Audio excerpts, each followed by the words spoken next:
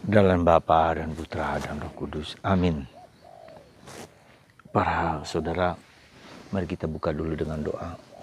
Allah Bapa di surga, kami mengucap syukur dan terima kasih bahwa kami Kau ajak untuk melihat, merenungkan bahwa kami dipanggil untuk masuk surga. Bahwa kami dipanggil untuk tidak mati, tapi hidup bahagia, hidup kekal bersama putramu dan Bunda Maria. Terpujilah namamu kini dan sepanjang segala masa. Amin. Para saudaraku terkasih dalam Kristus, bacaan Injil hari ini bicara tentang syarat-syarat untuk masuk kerajaan surga, kerajaan Allah, keabadian. Kita di dunia ini pasti punya keinginan untuk sukses, untuk bahagia, untuk memiliki harta, untuk memiliki kekuasaan, untuk memiliki sesuatu yang sangat-sangat duniawi, dan itu sangat wajar. Dorongan untuk memiliki segala sesuatu itu sesuatu yang wajar dan normal, yang ada ditanamkan dalam hati kita manusia. Nah, dan Yesus juga tidak marah dengan itu. Ketika kedua muridnya Yakobus dan Yohanes, anak Zebedeus ini, meminta supaya nanti di dalam kerajaan surga dia di sebelah kiri atau sebelah kanan. Jadi beranggapan bahwa dunia surga itu, kerajaan Allah itu seperti di dunia ini, memiliki posisi-posisi kehormatan tertentu. Dan itu bukan hanya kedua murid Yesus, tapi semua murid Yesus juga memiliki pandangan yang sama ketika mereka marah terhadap sikap Yohanes dan Yakobus yang meminta tempat yang khusus untuk mereka berdua. Jadi pada dasarnya bahwa ke-12 murid pun mempunyai harapan dan kerinduan, mempunyai ambisi yang tidak jauh berbeda dengan kedua murid ini. Nah, saudaraku terkasih dalam Kristus, dan Yesus tidak melarang orang untuk berambisi, untuk memiliki harapan-harapan yang duniawi sekalipun. Yesus tidak menyangkal itu, tidak menolak itu. Meskipun dalam perkembangan lebih lanjut, ya, harapan motivasi para murid ini juga sampai saat detik-detik terakhir pun masih juga mereka inginkan. Anda ingat ketika dari kisah kebangkitan Yesus, para rasul mengatakan, apakah engkau hari ini mau menunjukkan kerajaan Allah di dunia ini? Yesus juga tidak menjawab, kamu akan tahu kemudian. Ya, jadi kita melihat di sini bahwa motivasi para rasul dalam mengikuti Yesus itu seringkali tidak murni. Ya, seringkali tidak murni. Dan banyak kali juga memang tidak murni. Ya. Tapi Yesus tidak marah dengan keinginan kita yang manusiawi, yang duniawi itu. Yesus tidak menentang, Yesus tidak mengecam semua itu, tapi pelan-pelan Yesus memurnikan sampai saat-saat detik terakhir. Barulah setelah Pentakosta, ketika para rasul mendapat karunia Roh Kudus, ternyata motivasi dasar itu dimurnikan oleh Tuhan. Ya, demikian juga dengan kita. Ketika kita menjadi Katolik, ketika kita menjalani kehidupan rohani ini, ya, kita ingin supaya kita mengalami damai, mengalami tentram, mengalami kebahagiaan, kedamaian yang kekal dan abadi. Ya, di dunia ini, bahkan juga nanti di surga, bebas dari penyakit, bebas dari penyakit apapun, dari virus manapun. Ya. Dan kita ingin mengalami kedamaian, suami, istri kita semua, kita lihat akan baik-baik saja untuk kita semua. Dan itu sangat baik tentu saja, suatu harapan yang baik yang mendorong orang untuk terus mencari gitu loh. Tapi kemudian kerap kali bukan itu yang ingin Yesus berikan kepada kita. Yang Yesus mau berikan kepada kita damai sejati yang tak dapat diambil dunia. Dan damai itu bukan hanya nanti kita alami, tapi semenjak di dunia pun kita sudah mengalami damai itu. Damai itu tidak mengandaikan bahwa kita bebas dari penderitaan, kita bebas dari problem, kita bebas dari kesulitan. Kesulitan itu entah itu dari istri, dari suami, dari anak, dari orang tua, dari lingkungan, dari manapun juga. Atau dari diri kita sendiri dalam keterbatasan dan kesulitan-kesulitan yang kita hadapi. Sekali lagi itu sangat wajar. Ya. sangat wajar dan sangat normal. Maka apa yang perlu kita renungkan bahwa kita mengubah cara pandang kita, ya, kita mengubah cara pikir kita mengubah motivasi kita. Ya, diubah. Tuhan seringkali harus mengubah cara pikir, cara pandang, mindset kita itu. Lewat peristiwa-peristiwa yang sulit yang kita hadapi. Juga lewat penderitaan, juga lewat masalah, juga lewat kesulitan-kesulitan, lewat salib-salib kehidupan kita. Itu untuk mengubah kita, termasuk COVID-19 ini adalah cara Tuhan untuk membuat kita berpikir ulang gitu loh. Redesign, mindsetnya harus diubah. Ya. Supaya kita tahu bahwa hidup kita itu tidak tergantung dari berapa kaya saya, berapa harta yang saya miliki, berapa rumah yang saya miliki, berapa macam-macam yang saya miliki, yang zaman sekarang ini itu semua habis semua ketika kita berhadapan dengan COVID-19 ini. Ya, tidak bisa membeli semua itu. Dan kapan kita mau meninggal atau tidak juga kita tidak tahu. Orang yang kemarin baru ketawa ke TV dan segala macam gembira sudah, tiba-tiba hari ini meninggal. Seperti ada seorang di Surabaya yang baru lalu.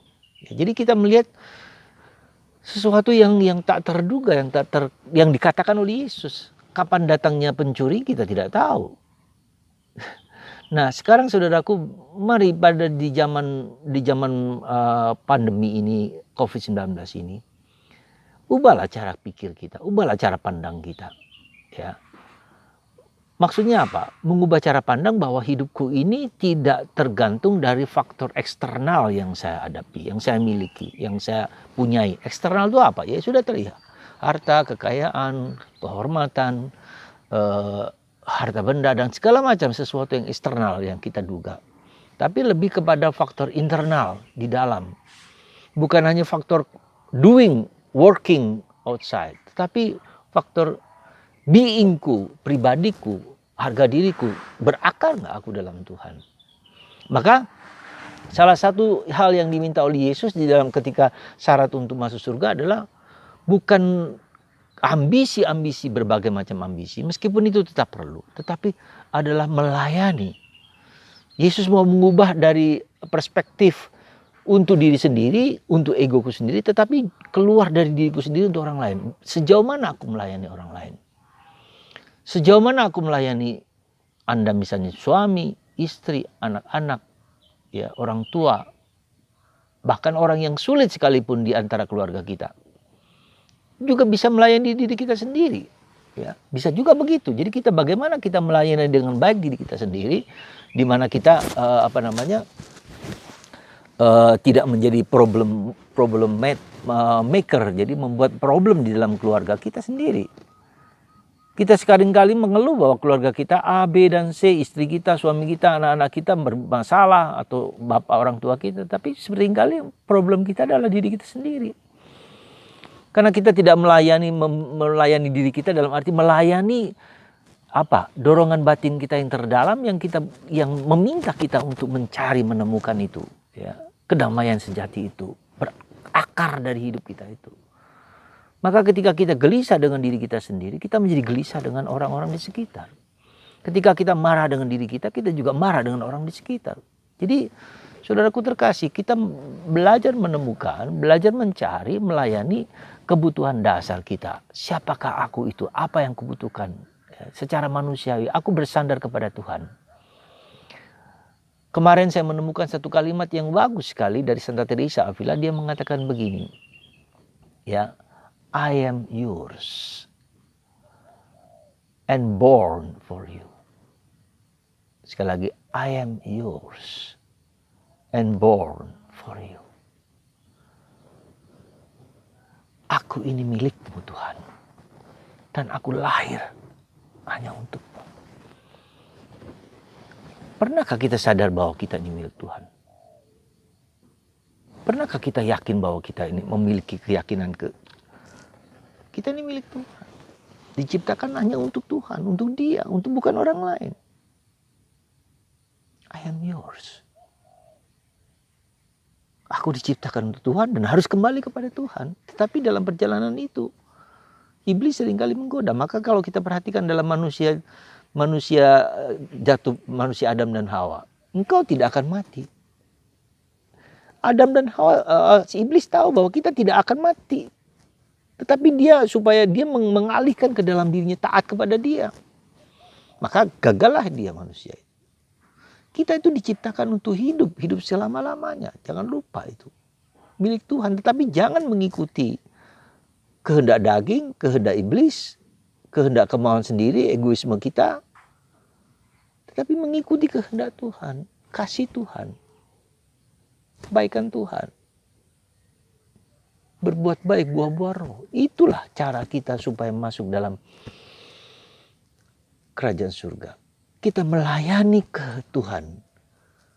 Melayani kehendak Tuhan lewat keluargaku. Bagaimana aku bukan hanya menjadi troublemaker, tetapi troubleshooter. Aku bukanlah menjadi penyebab kegagalan dalam keluargaku, tapi aku menjadi penggembira kebaikan, harmoni dalam keluargaku. Mulai dengan diri kita sendiri. Di zaman pandemi ini kita seringkali jangan pernah menyalahkan orang lain, jangan lupa itu. Ya, tidak boleh menyalahkan orang lain karena sebabnya suatu masalah seringkali justru kita yang menjadi sebab, yang menjadi problem di dalam hidup kita. Ya, maka mari saudaraku terkasih, mari kita melayani orang-orang di sekitar kita, keluar dari diri kita sendiri, dari egoisme kita. Ya, supaya kita bisa memberikan sumbangan kedamaian, kekekalan dalam keluarga kita. Kekekalan itu mulai dari sekarang. Berikan yang terbaik untuk orang-orang di sekitar Anda.